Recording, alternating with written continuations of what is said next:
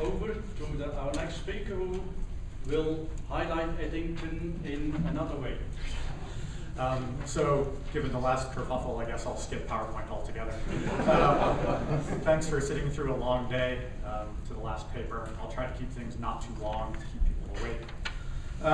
I want to start off by reminding everyone that 100 years ago, there were no cosmologists. Okay? There were people who studied the cosmos, but they would have been called astronomers or physicists or mathematicians. Cosmology wasn't really a discipline yet. And what that meant was there was no agreed upon training, no agreed upon set of methods, no agreed upon set of goals, or even what it was that you were looking for when you were studying the universe. And that made it very difficult to arrive at the point where people were willing to accept that the universe was in fact expanding. So I'm going to be talking about essentially from 1915 up through 1930 or so, this point when it wasn't really clear what one did when one wanted to study the universe. An important part of the sort of disciplinary issues I just referred to is the relationship between theory and observation. Again, the people who did observation at this time and the people who did the theory at this time were very different sorts of folks. So when they got together to talk to each other, there was disagreement about what theory could explain, and there was disagreement about what the observations meant. So throughout the 1920s, we see again and again that the meaning of both the theory and the observations was highly ambiguous. So I'm going to talk about just about Eddington today for the most part, and the reason I think he's useful for this is that he helps us show a lot of these difficulties, that is, the various disciplinary splits, the issues between theory and observation, and also how he helped to overcome those difficulties to get to the point where we believe in an expanding universe. Eddington at the time was the Plumian Professor of Astronomy at Cambridge.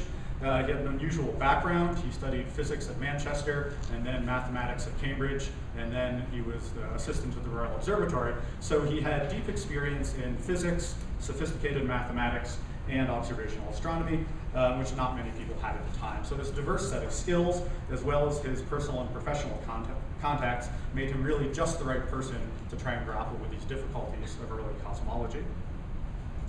I'm going to start off talking about de Sitter's theory, and both Cormac and Harry did such a nice job introducing the theory that I'm just going to skip it and assume you were paying close attention to them, because they did such a nice job. As I think Peter just pointed out, that de Sitter's theory comes to the astronomical community through Eddington. The letters literally appear on his desk, and then Eddington arranges for their publication. That was pretty standard for relativity at this time. Eddington was sort of the nexus. Papers come through him, he interprets them for people unfamiliar with the ideas or the math, he popularizes the concepts of relativity. And one of the big issues that he seizes on right away is this question of the de Sitter effect. And the de Sitter effect is often sort of put in the textbook as one of the first inklings of the idea of an expanding universe. But at the time, as has come up earlier, it's extremely ambiguous about first what de Sitter actually predicted in his theory, and second how we might actually find it. And part of the problem was that there were apparently two separate phenomena that were labeled under the name of the de Sitter effect. The first is that if you take a de Sitter universe, which is empty, and you put two particles in, they recede from each other. So you could imagine getting a Doppler redshift from that.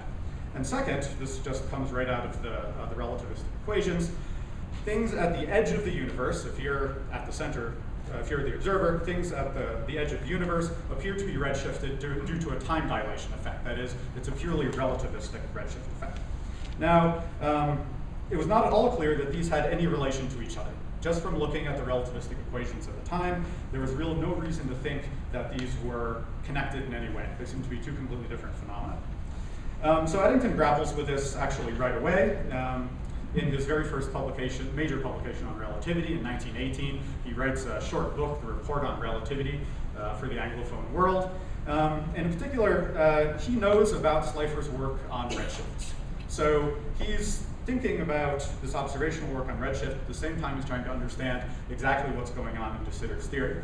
And it's very clear that he really has no idea how to bring these things together. He's got some observational redshifts, he's got some theoretical ideas about redshifts, and he's just not sure how they should fit together. When he first brings up the theory, de Sitter's ideas, he says, quote, "The most interesting application of this hypothesis," that is de Sitter's model, "is in connection with the very large observed velocities of spiral nebulae." So that suggests he's thinking in terms of physical movement. It's quite clear. But then on the next page, he notes that de Sitter's theory predicts a redshift, which he notes that astronomers would interpret this redshift as a great velocity of recession. But then he points out that it's not really clear whether the redshifts are universal and whether or not the recession is actually predominates as opposed to blue shifts. So in the end, he ends up calling radial velocities spurious. So that suggests that he's interpreting the de Sitter effect as a purely relativistic effect and saying that attributing the redshift to motion would be a mistake. So he just leaves it there, because it's unclear what's actually happening. 2 years later, he writes one of his first major books on relativity, space-time and gravitation, and then he tries to grapple with this again. He says, okay, we know spirals are the most distant object known, and de Sitter says things at the edge of the universe should experience a relativistic redshift. So we should check and see, and he notes that Slipher has already done this, and that astronomers would normally interpret such a redshift as a Doppler effect. But then he steps back again, and he says, since the de Sitter's world has this additional relativistic effect, it's not quite clear. So he puts it this way, quote, this may be a genuine phenomenon in the evolution of the material universe, but it is also possible that the interpretation of spectral displacement as a receding velocity is erroneous, and the effect is really the slowing of atomic vibrations predicted by de Sitter's theory. So on one hand, he seems to be pulled toward a Doppler interpretation by Slipher's observations, but the alternative interpretation of de Sitter's effect keeps nagging at him. He eventually decides that the purely relativistic interpretation of the de Sitter effect must be wrong because there are these paradoxes that arise with round trips between the center and the edge of the universe and back again. His second book on relativity, The Mathematical Theory of Relativity, he then emphasizes this particle repulsion property of the de Sitter's model as a point in its favor. He says that is, you should believe the de Sitter theory because of this perplexing problem of cosmogony, the great speed of the spiral nebulae. So then he's willing to accept a preponderance of high velocity recession after corresponding with Slipher for some time. But again, he notes that de Sitter's theory gives this double explanation between the scatter and the relativistic effects. And again, he notes that it would be very easy to erroneously interpret the relativistic effect as a motion of recession. He's thoroughly confused by 1923, I think is the right way to think about this. At one point, he actually tries to sort of split the difference between the two effects with what he calls his anticipation idea, in which he says that at the moment the light leaves the distant spiral, the spiral shouldn't be thought of as moving at all, but by the time we see the light, it will have been accelerated via the other de Sitter effect to the speed at which is appropriate for the redshift we're now seeing.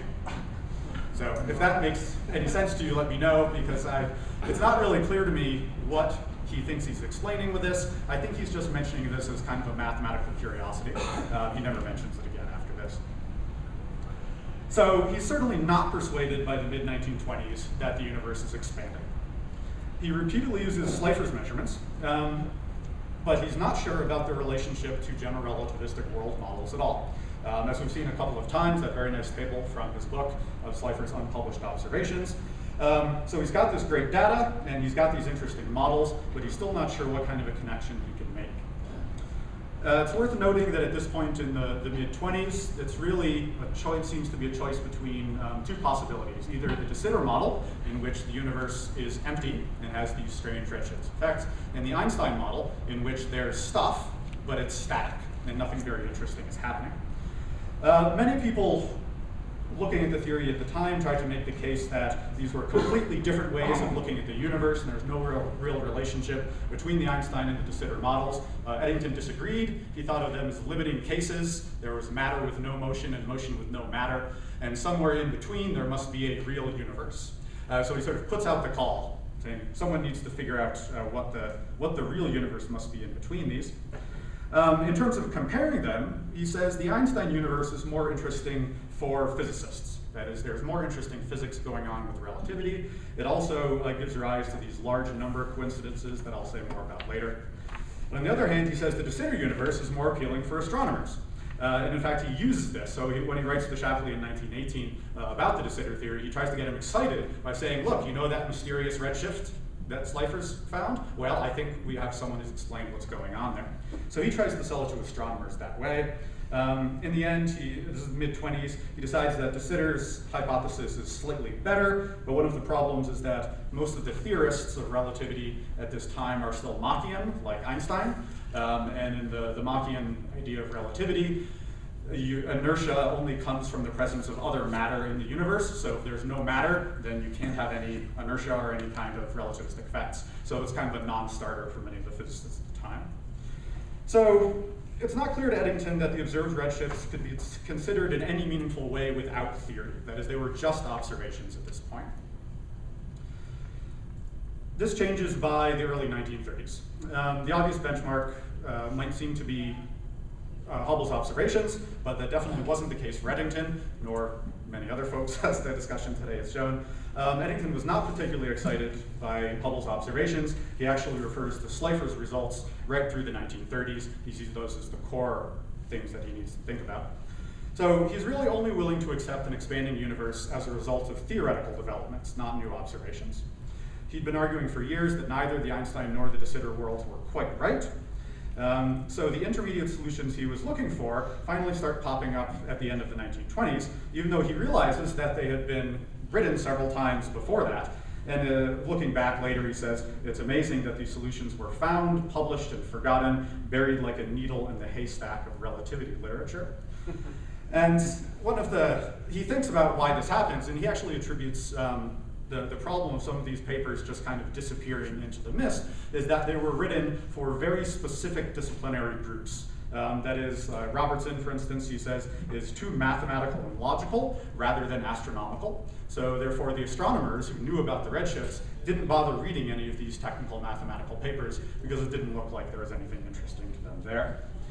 Lemaitre's paper resurfaces in 1930. I think we've got a speaker on Lemaitre tomorrow, right? So hopefully I won't bother telling that story. When it finally resurfaces, Eddington gets very excited and tries to make the paper widely known. He gives it special publication because it seems to resolve exactly the Einstein versus de Sitter problem, exactly what he'd been worrying about for the previous 10, 12 years. And he attributes Lemaitre as the reason. Lemaitre was the person who made us think that the universe is expanding. So I said that because he doesn't use the word discovery, but he says mainly due to Lemaitre, we think the universe is expanding. He credits de Sitter with providing the first hint of an expanding universe.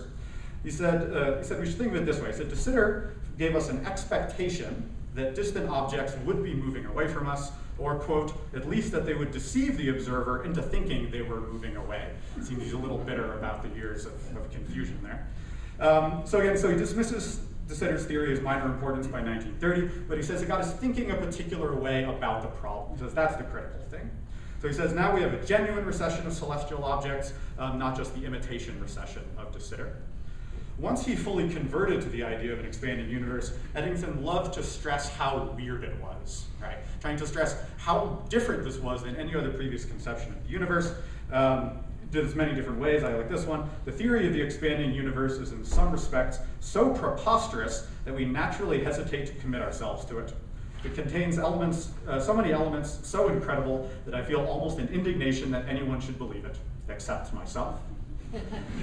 And what he's talking about there is issues that have come up a couple times today, is that the speed of the receding galaxies are enormous, which suggests that the size of the universe is enormous beyond any previous comprehension. And also, the question of the time scale gets thrown all off. That is, the age of the universe that astronomers had been used to working with was suddenly quite different, and no one was quite sure how to grapple with these things. So, by 1930s, he's decided that there really is a genuine recession, and that this is related to Lemaitre's model. Hubble's observations get pushed to the side again. He calls them disturbing, and that there is a natural hesitation in accepting them at their face value, not because he's critical of large error bars, although he was, but rather that he says we can't understand these without a proper theory behind them. So he says over and over again that theory was the key to making the expanding universe real. He said it would be a mistake to regard the expansion of the universe as an observational phenomenon independent of the theories of curved space. He says rather these theories were all constructed either when the measurements of recession were few and unclear, or by people who didn't know about those measurements. So he says the recession of the nebulae can't be considered as an isolated discovery. That is, you don't really know that the nebulae are moving away from you until you have a theory explaining how that works. So he says the movement of the spirals was not just consistent with the theory, but was foretold by the theorists. He pushes even further in claiming the expanding universe for theory. He admonishes observers for not realizing how much their observations rely on theory. I think Ken brought up one of his famous quotes along these lines earlier today. He says this many times, I like this one. For the reader resolved to eschew theory and admit only definite observational facts, all astronomical books are banned. There are no purely observational facts about the heavenly bodies. He probably was trying to needle Rutherford because he liked doing that sort of thing, but he says this again and again in many contexts. And he wasn't saying this to make the case that the investigators were on shaky ground or to say the observations weren't good. What he was trying to point out is that there were lots of different kinds of observations and theories out there that were relevant to these problems, and he needed to use theory to weld them all together through, to make sense of different lines of research. Because studying the whole universe is a tricky business, as it turns out. I think we've become kind of complacent about it nowadays. But back in the early days, it was really an almost terrifying idea to write down a theory and say, this is the universe, much less to look at a set of observations and say, I can determine what the universe looks like from that. So Eddington worked hard to encourage people to bring in sources from knowledge from all different sources, and to be okay with tentative knowledge. It's okay to explore a little bit instead of hoping for certainty all the time. Now, despite constantly arguing for the importance of theory, he wanted to stress that the idea of the expanding universe wasn't just a hazy-eyed speculation about the nature of things, which is an attack that observers would occasionally level. And he understood that observers and classical astronomers were, quote, not likely to be moved overmuch by ideas of bending of space or the gauge invariance of the Riemann-Christoffel tensor. Now, what he was referring to there is the fact that the mathematical apparatus of general relativity was completely foreign to the vast majority of astronomers and physicists at the time. He only knew it because of this peculiarity with the way the Cambridge tripos worked, that his coach had to teach him how to do very specific mathematics. So there were very few people who could actually tackle the math. And even worse, categories like curved space-time seemed downright metaphysical and not the sort of thing that an astronomer sitting at a telescope should be thinking about. So he wanted to remind astronomers that they should be interested in the ideas about the expanding universe, and that came back to Slipher again. He said, look, you may not be interested in relativity, you may not like Einstein's ideas, you may not be able to do the math, but at the end of the day, there's a bizarre phenomenon out there, and we have an explanation for it, so you should listen to us, and you should care about what we have to say. Lemaitre's results emphasized another interesting cosmological result that was very important for Eddington, and that was the instability of the Einstein universe, as we mentioned a couple times today. So what Eddington was interested in is this idea that if you have an Einstein universe that has a static cosmological model, if it's disturbed, if you poke it in some way, it'll begin expanding and thus reproduce the observed motions of the spirals. Now, he thought this was very useful for a number of different reasons. He put a number of his research assistants to work studying what could cause these kind of disturbances. They eventually conclude that it was probably diffuse gas collapsing into stars and forming galaxies as well. So this model is sometimes called the Eddington universe, in which you start with an unstable Einstein universe, and it just sits there as undifferentiated matter for literally unknown amounts of time. And then at some point, stars begin condensing or something else happens, and then it begins to expand along the lines of the Lemaitre model. This particular model, in which you have indefinite time of stability and then sudden expansion, had a further appeal to Eddington in that it avoided a cosmological topic that he found quite problematic, and that was the question of the beginning of the universe. So people had started rewinding the clock of expansion, and this has raised the question of what the universe was like when all the galaxies were in close proximity, and even before that. This is when Lemaitre proposed his fireworks model, of which I won't say more. The idea there's this primeval atom that had all the matter in the universe that then exploded in this sort of quantum radioactive effect. And Eddington rejected this idea completely. He said, philosophically, the notion of a beginning is repugnant to me. And in particular, he said he didn't want anything that seemed to require a sudden and peculiar beginning of things. He wanted instead a natural beginning. So the advantage of his disturbed Einstein model was that, quote, the initial small disturbance can happen without supernatural interference. That is, it happens all just on its own. And he sums it up this way. He says, there is at least a philosophical satisfaction in regarding the world as beginning to evolve infinitely slowly from a primitive uniform distribution in unstable equilibrium. Hence, this case is the most attractive. Unfortunately, this was not quite enough for Eddington to be able to escape having to talk about beginnings. Even though his model avoided an initial explosion, there were other pressures for a distinct start to the universe, and this was the idea of a thermodynamic suggestion of the creation, the idea that if you run back the clock, eventually you'll get to a point of minimum entropy. That must have been some kind of discontinuous beginning. This is an idea that goes back to the middle of the 19th century. Lord Kelvin particularly proposed it. So he describes it this way. He says, so this idea of a minimum entropy should be regarded as the working hypothesis of thermodynamics rather than its declaration of faith. It is one of those conclusions from which we can see no logical escape, only it suffers from the drawback that it is incredible. As a scientist, I simply do not believe that the present order of things started off with a bang. Unscientifically, I feel equally unwilling to accept the implied discontinuity in the divine nature, but I can make no suggestion to evade the deadlock. So he ends up concluding that views about the actual nature of the beginning of the universe are simply beyond scientific argument. And I think his use of the word discontinuity is key here. A discontinuity would mean that the event, the beginning, is not part of the world of uniform natural laws, which is what scientists actually study, so it simply couldn't be discussed in scientific terms. He preferred to talk about it as a kind of aesthetic feeling, and once described his position on the matter as he preferred a beginning that was not too unesthetically abrupt. So he argued that his static to expansion model was the best one for this, and certainly he said compared to Lemaitre's firework theory, he thought his ideas were more likely to satisfy the general sentiment of the reader. And he accepted that some would disagree, but in reply to those, he wrote, "Have it your own way, and now let us get away from the creation back to problems that we may possibly know something about." That is, he wanted to simply make the case that the nature of the beginning of the universe was so far beyond the comprehension of both humans and science that it was simply pointless to discuss. Now, a closely related problem to the creation of the universe is that of singularities. So Eddington didn't usually discuss the beginning of the universe in terms of singularities, and his general aversion to them might help explain why he was reluctant to allow a sudden beginning. The problem of singularities in general relativity appear very early, although they weren't usually called with that name.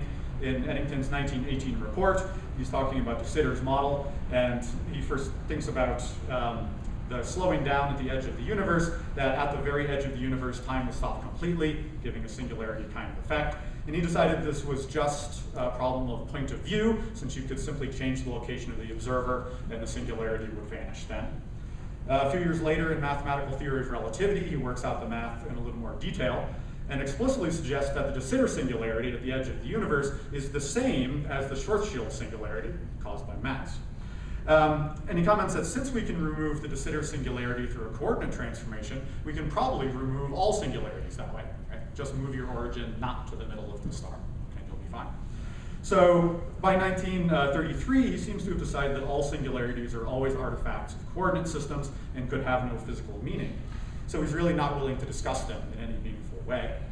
I think there's another level to this as well, is that Eddington had a very sophisticated and complicated scientific epistemology, which, to sum it up really quickly, is to say that it's highly observer dependent. So very much the laws of nature actually depend on an observer being present to see them. So the idea that there could be a place closed off from observation was simply inconceivable. It wasn't even part of the natural order. This was probably also related to his thinking about collapsed stars in the 1930s, but I think that's a slightly different issue as well. Now, what Eddington would have considered his most important contributions to cosmology was actually something that was widely and completely rejected. That was what he called his fundamental theory. So Eddington was thinking about the big picture of cosmology in a very, very idiosyncratic way. He had this idea that there was a fundamental connection between quantum physics and cosmology, and in particular that the cosmological constant determines certain properties of subatomic particles. He invented a whole new calculus for working on this, and it depended heavily on these large number of coincidences, such as the ratio of the electrical and gravitational forces being similar to the total number of particles in the universe. And he tried to develop essentially a unified field theory from this. So he saw the cosmological constant, he called it the cosmical constant, as the key to the unification of all physical forces. In particular, it set a universal radius of curvature that controlled the size of electrons and protons and indirectly the behavior of electromagnetic phenomena. So the theory needed this closed universe with very particular properties, and he suspected he could derive the essential properties of the universe, such as the radius of curvature, the magnitude of the cosmical constant, and the total number of particles in the universe from a priori considerations such as the degrees of freedom of the electron, claims for which he was vigorously criticized, and his ideas pretty much faded into obscurity. But I would emphasize that he thinks this is what's really important about studying cosmology. So in his book on the expanding universe, in the introduction, he says, this is a book about the expanding universe, but I deal with it not as an end in itself. To take an analogy from detective fiction, it's the clue, not the criminal. The hidden hand in my story is the cosmical constant. So that is, to him, the important part about expanding universe theory is that it had given a window into these deeper issues of the unification of astronomy, relativity, and quantum mechanics. The cosmology itself he saw as secondary, and he declared that it had given rise to no new philosophical issues. So to conclude, sort of from the framework of the whole conference, did Eddington have any importance to the story of the expanding universe? He certainly did not discover it in any sense. He didn't perform the relevant observations. He didn't develop the core theoretical models. But I think he was probably still critical to the story. He was a central clearinghouse for theories and data. As people have been pointed out several times today, his publication of Slipher's results are the ones that everyone uses for a decade. He's one of the few people who understand all of the astronomical and physical aspects of cosmology. So there's probably 3 or 4 people in the 1920s who actually know the astronomy and the physics and the math well enough to actually contribute to the problem. Eddington also made the case for the importance of theory in studying the universe. So whether you like it or not, he's one of the people who made cosmology something you could do at a desk, okay, with a pen or a pencil, or nowadays with a laptop, I suppose. He was very important for understanding the physical understandings of what general relativity meant and how to interpret the core concepts. And finally, he showed that many of the basic categories of an expanding universe were not obvious or necessary. For instance, the simple idea that redshifted spirals clearly indicated an expansion was not at all clear to the parties at the time, which of course complicates the notion of the discovery of the expanding universe as a whole. So I think I would want to say that Eddington is both central and marginal to the story, which is probably a good relativistic point to end on. Thank you very much.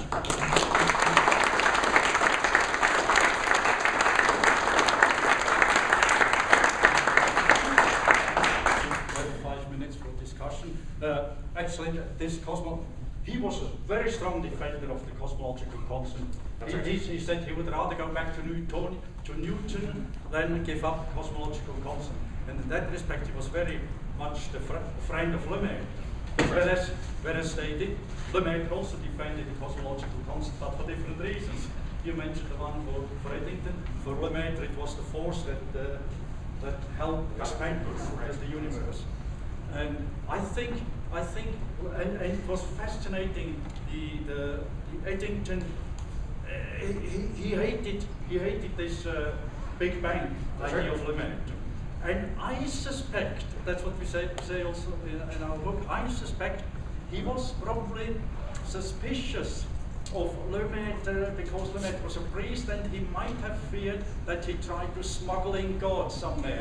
It's conceivable, I should say. Eddington was deeply religious himself, but in very different ways than Lemaitre. And Eddington wrote extensively on the nature of religion and science and did not feel that you should be able to see the action of God in the universe. So that's quite possible. But then Lemaitre's answer was really the beginning of the world from the point of view of quantum mechanics.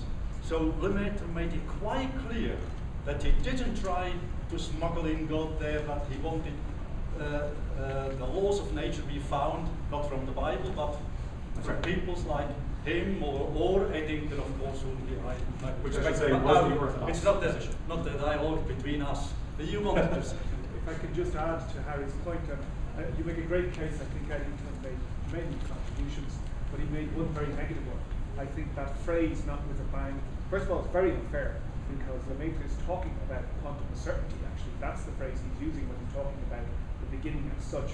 But secondly, as you all know, then it gets picked up 20 years later by Fred Hoyle and spread to the public through a radio show. And some of us spend our working lives trying to explain to the public that the theory is not about a Big Bang. So, you know, I think it's just, there's a lesson for us all in science. If you allow your model to be labelled by its opponents, you always end up with this reductio ad observatum. You end up with a silly name, you know, and it's most unfortunate, you know, it really is. He had a name for the model. They just took somebody else's name. He called it the primeval atom. He had a name for the model. He didn't let him name the model. But again, on Lemaitre, he's very, very careful about that when you're talking about the instant at which it all begins, when he's talking, before even the primeval atom, he says, you go into a cloud of quantum uncertainty, and he uses that expression, a cloud of quantum uncertainty. Bang. Yeah, that's right. Well, I think that's good advice for Mike. The initial design, your enemies label you. When Eddington, it was a big problem how to get out of Einstein's unstable of the static model, because they had to start the expansion somehow.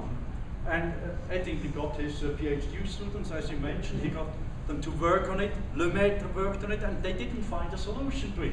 And they, I think McVitie in the end said, well, why should we torment our brains on it? After all, we see that it happens, so okay, doesn't matter how it started, it happens. But other, yes? It's interesting that in 1923, in Eddington's book, called Geocount, he knew that test particles would separate. And yet at that time, he didn't predict that there would be a linear dissentration formation. It's not, that's right. It's understand you missed the linear part, you realize that the model was non-static. Right. He certainly didn't draw that. Yeah, whether or not he very rarely talks about precise quantitative relationships in this sense. So he generally talks about redshifts, sort of capital R, but the particular dependence of the redshift is not something he brings up very much. And I'm not quite sure why that is. My best guess is quite speculative, is that he doesn't want to bug the observational astronomers with those mathematical details. Like, guys, just look for redshifts, okay? Tell me if you find anything interesting. And we theorists over here, we can deal with the fun stuff over here. That's very speculative.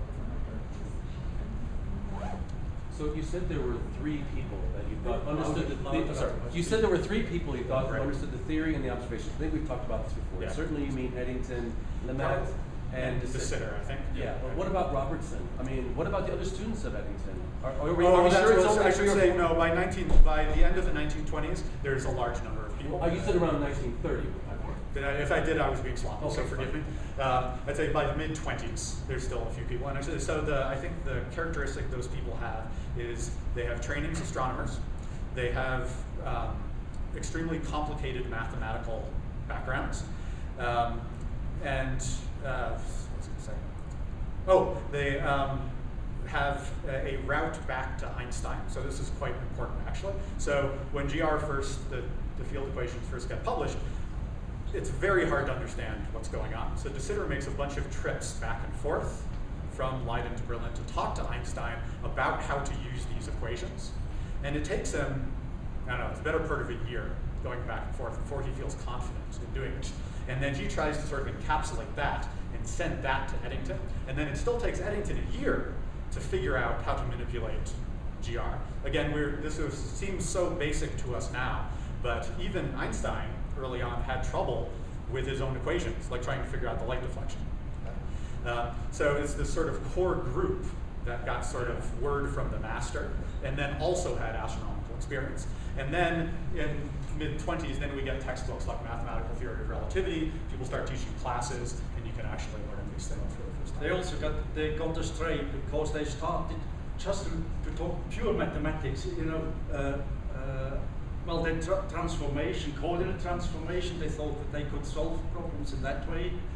Yeah, it's like a whole other branch of relativistic thinking. They didn't really know how to interpret the whole dissenter problem.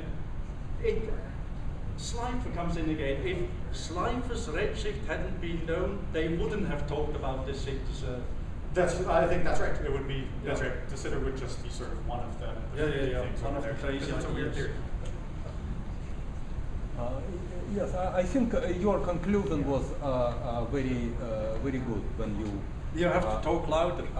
When you said that Eddington had two faces. He was not a discoverer, and he still contributed. It seems to me he had a good taste for good mathematics on one side, and had no intuition on what is going on in astronomy, in universe. In fact, he jumped on any explanation which provided Weil or De Sitter. Any new idea was immediately picked up by him and discussed widely. But I think he realized that a truth hides in good mathematics. And when he saw that Lemaitre suggested something more or less clear and straightforward, and he accepted it immediately. Yep. You willing to accept that?